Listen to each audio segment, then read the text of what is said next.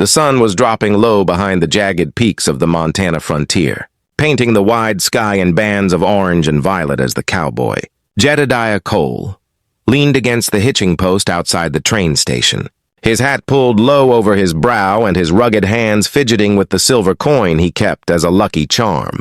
His heart both anxious and hopeful, because today was the day his bride would arrive, the mail-order bride he had written to for months, the woman he prayed would accept the life of grit, dust, and raw promise that came with living on the edge of the wild land.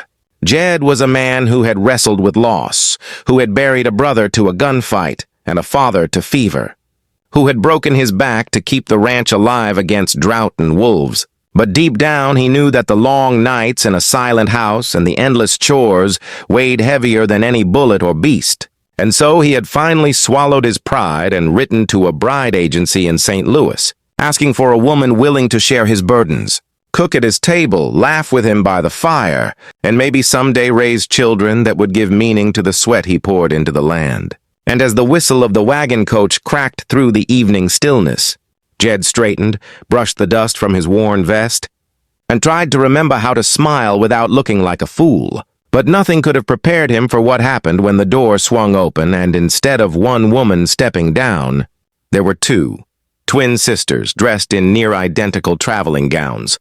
Their bonnets shading faces so alike, it was as though a mirror had split itself in half and walked out into the open. And Jed blinked, stunned, his heart tripping over itself as the two women exchanged nervous glances before one spoke. Her voice soft yet carrying a steel note that betrayed months of decision-making. "Mr. Cole, I am Mary Lou Bennett, the woman who answered your letters. And this is my twin sister, Clara May. She would not let me make the journey alone." Jed's mouth went dry. For though he had braced for the challenge of welcoming one stranger into his life, he now faced two, and while Mary Lou seemed the steady, determined sort who had made the bold choice to come west for marriage, Clara May looked gentler, almost fragile, her wide eyes roaming the harsh horizon as if unsure if she belonged. And in that single instant, Jed realized his life had tilted onto a new path. Whether it was for salvation or ruin, he could not yet say, but fate had delivered not just a bride, but a complication wrapped in beauty. And as they gathered their trunks, small and battered from the journey, he offered his hand to help them down, feeling the weight of destiny in the simple brush of fingers. The ride back to the ranch was tense, yet filled with quiet wonder. The sisters whispering to each other now and then while Jed stole glances, noting how Mary Lou's eyes shone with courage while Clara May's seemed to dance with curiosity.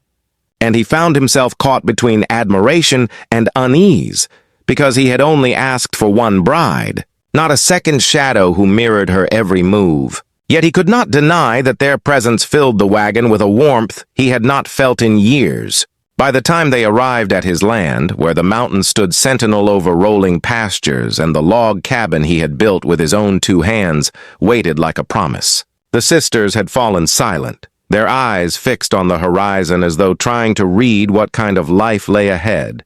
And Jed, clearing his throat, said with quiet resolve, "This is home, if you'll have it." But even as he spoke, he wondered what unspoken stories they carried with them, and why the twin who had not been promised to him had still come. For the West was no place for passengers without purpose. The days that followed were a test of patience and courage. Mary Lou slipped into the rhythm of frontier life with remarkable grace, learning to milk the cows, chop vegetables from the small garden, and even ride a mare with surprising skill, while Clara May lingered more like a shadow, wandering the edge of the creek, humming softly when she thought no one was listening, and sometimes standing on the porch, staring out into the distance as though waiting for something. And Jed found himself drawn into their orbit, torn between the bride who had come for him and the sister who seemed to haunt the edges of his days. And whispers began among neighbors when word spread that Jed Cole had brought home not one woman, but two. The gossips speculating whether he was courting both, whether the ranch was about to become a scandal. But Jed knew the truth was simpler and harder.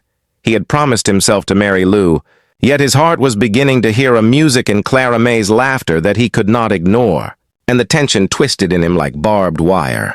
One night, as a storm raged over the plains, lightning cracking the sky wide open, the truth spilled when Clara May confessed by the firelight that she had fled St. Louis not because she merely wanted to protect her sister, but because a man had tried to force a marriage upon her, a wealthy banker who saw her beauty as a prize. And in desperation she had clung to Mary Lou's plan as her only chance at escape, and Jed, listening, felt a flood of anger at the thought of anyone trying to cage such a spirit. And though Mary Lou watched in silence, her eyes betraying both pain and understanding, she finally said with calm strength, "Jed, we came here as sisters, bound by love, but I won't stand in the way if God has written another story for you. Just promise me Clara May will never again be treated as property."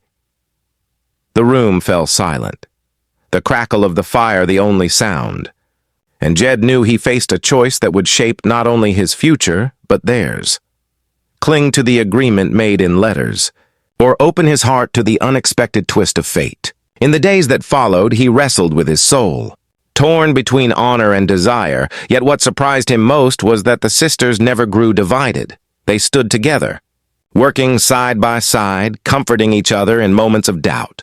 And slowly Jed realized that perhaps the answer was not about choosing one over the other, but about building a life where loyalty, love, and trust could all take root. The townsfolk gossiped louder, some accusing him of sin, others warning him of ruin. But when a band of outlaws came down from the hills to raid the ranch, it was the Bennett twins who proved their worth beyond measure. Mary Lou loading rifles with steady hands, Clara May tending the injured with fearless devotion, and Jed fighting at their side until the threat was driven off. And as the dust settled, he looked at them not as burdens but as partners who had already bound their fate to his. Under the wide Montana sky, with stars sharp as diamonds overhead, Jed finally spoke the truth that had been growing in his chest. "Mary Lou, Clara May, I don't rightly know what kind of man it makes me, but I know this much. I can't imagine this land without either of you here, and I swear before God I'll protect you both as long as I draw breath." Mary Lou smiled faintly, a tear catching the firelight, and Clara May reached for his hand. And though the future remained uncertain, they all knew they had chosen each other in the wild gamble of life on the frontier, where love was not always what you sent for, but sometimes what stepped down from the wagon uninvited yet exactly meant to be. And so their story began, whispered about in every town for miles. A tale of a cowboy who sent for one bride but gained two sisters who changed his life forever. A story of resilience, devotion, and unexpected love. And dear viewers, if this tale of destiny, courage, and heart has stirred something within you, then I invite you to join this journey by subscribing to the channel, because many more powerful stories of cowboys, brides, and the untamed frontier await. Stories that will grip your heart, lift your spirit, and remind you that even in the wildest places, love always finds a way, so don't miss what's coming next. Saddle up with us and ride into the next adventure together.